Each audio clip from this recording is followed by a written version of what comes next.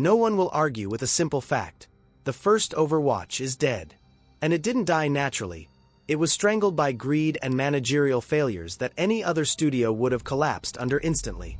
But to understand how Blizzard managed to bury a revolutionary shooter, we have to remember the incredible path the game traveled before its death. Today we're uncovering the full story, from its first steps to its final breath. How Overwatch was born out of an ambitious failure. How it became Game of the Year at every major awards show. And how top-level decisions slowly, painfully destroyed it. And now, the hook where everything truly begins. You think the story of Overwatch starts on May 24, 2016, the day it launched? No.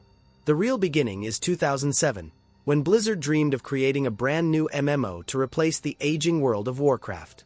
The project was called Titan, a colossal attempt at a new generation of online gaming. Unique classes, deep customization, a living world, dozens of roles. One of the key developers was Jeff Kaplan, the future Papa Jeff. Titan was massive, expensive, and it failed. After 7 years of development, Blizzard realized that creating an MMO competitor to themselves was absurd. The project was cancelled, but not completely buried.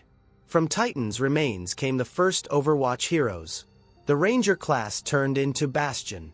The Architects became Torbjorn and Symmetra. The Brawler evolved into Reinhardt. And several prototypes became Soldier, 76, Reaper, and Tracer. To turn a failure into success, Blizzard put Kaplan in charge. He assembled his team, writer Michael Chu and lead designer Scott Mercer. Their mission was insane, to build an entirely new Blizzard franchise in a genre the studio had never touched. In November 2014, the game was announced. A year later, closed beta. And in May 2016, a simultaneous worldwide release on PC and consoles. That's how the story began. A story that would later become Blizzard's loudest tragedy. The launch of Overwatch shocked even Blizzard itself. Within just a few weeks, the game became a global phenomenon. It was crowned Game of the Year at the Game Awards, the Golden Joystick Awards, the DICE Awards, and the GDC Awards. For a title no one expected, it felt like a miracle. But its success wasn't an accident. Blizzard did what it always did best. It created a world millions instantly fell in love with. 21 heroes at launch. Each one a personality. Each with a story, a background, conflicts, relationships. Tracer, a symbol of hope. Reaper and Soldier, 76, former friends turned enemies. Reinhardt, a knight of the old guard. Symmetra, a hero with autism spectrum disorder, in whom many fans saw themselves. And above all, 6 versus 6, a perfect format seen nowhere else. Overwatch was a masterpiece of balance. 2 tanks, 2 supports, 2 damage heroes. Every match felt like a mini theater performance, where abilities intertwined into perfect team chemistry. Blizzard gave players dozens of unique playstyles. Torbjorn and Symmetra's turrets, Pharah's flight, Winston's leaps, Junkrat's chaos. The game detonated the internet. Cinematics, comics, mythology, memes, cosplay, fan art. Overwatch became a culture. Writer Michael Chu tied the world together so delicately that fans kept unraveling its lore for years. Blizzard even wove Overwatch into Heroes of the Storm. Tracer appeared a month before the shooter's release, followed by Genji, Ana, D.Va, Lucio, and multiple Overwatch-themed maps. The studio prepared the audience in advance, and it worked flawlessly.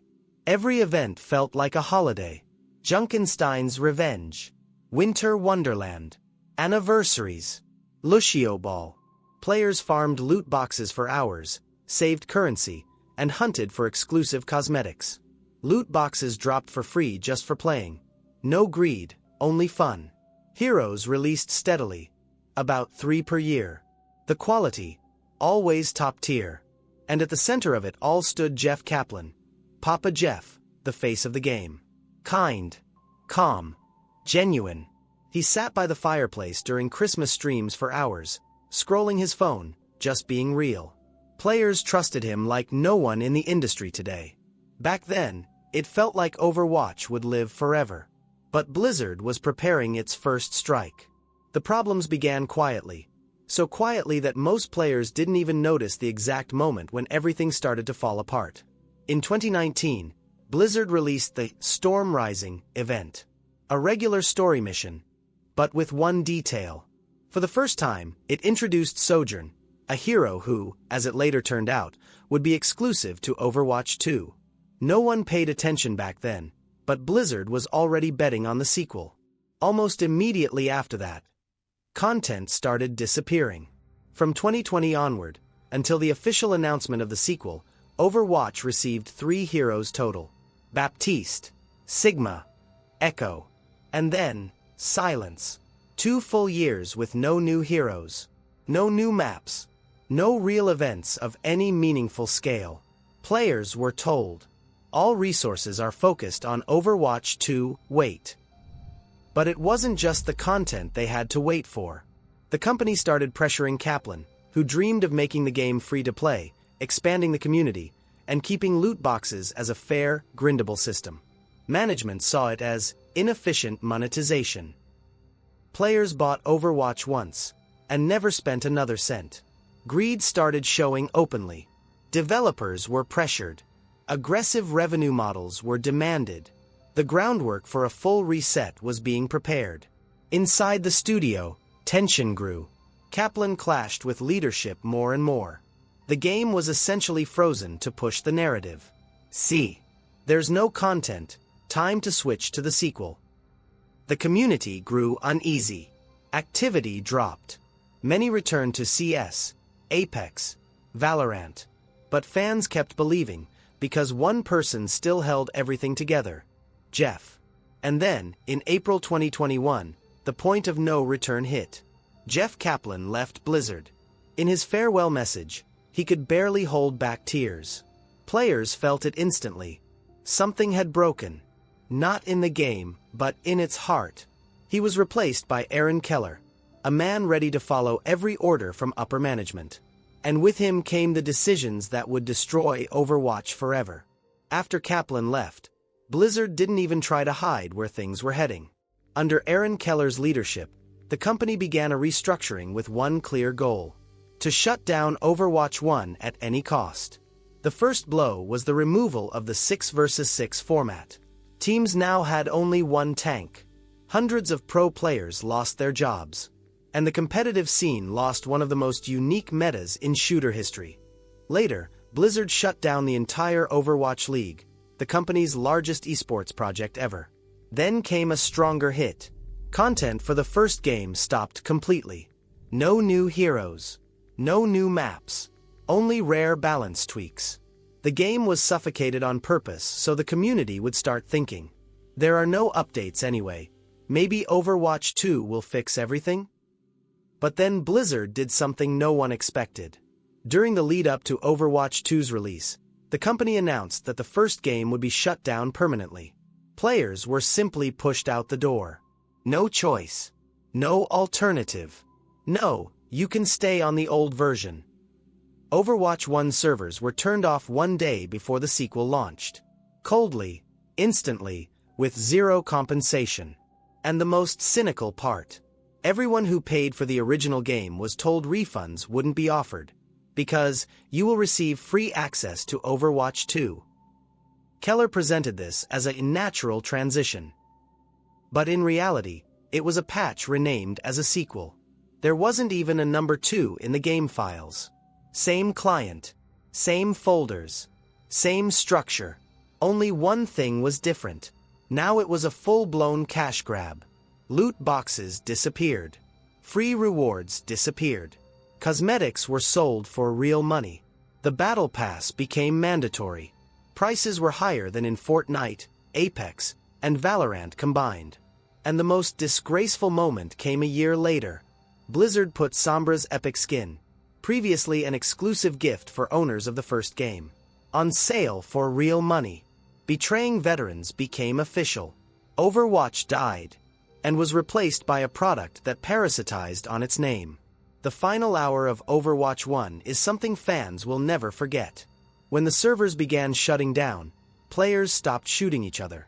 Teams gathered in the center of the map, took screenshots, spammed emotes, stood shoulder to shoulder, as if they were escorting a friend on their last journey. A few minutes before shutdown, a system message appeared. Even the best adventures eventually end. See you on the other side. For anyone who knows the idiom, the phrase sounded almost ominous. See you after death. When the timer hit 0, everyone was kicked to the login screen. And that was it. No play button. Just emptiness. It was a final execution. Quiet, cold, emotionless. With the release of Overwatch 2, players didn't get a continuation. They got a stripped-down version of the game they loved. 6 vs 6 was gone. Loot boxes were gone. Free events were gone. The story missions promised for 3 years never arrived. The PvE mode, the main reason the sequel exists, was officially cancelled. Yes, cancelled. After 3 years of promises, presentations, and trailers. The same PvE that Blizzard used as justification for freezing the first game. For stopping new heroes, new maps, and new events. When fans asked why, Keller and the team said, "We underestimated the scope of the work. 3 years, thousands of people, and everything thrown away." Players saw the truth. The sequel existed not for the game's evolution, but for new monetization.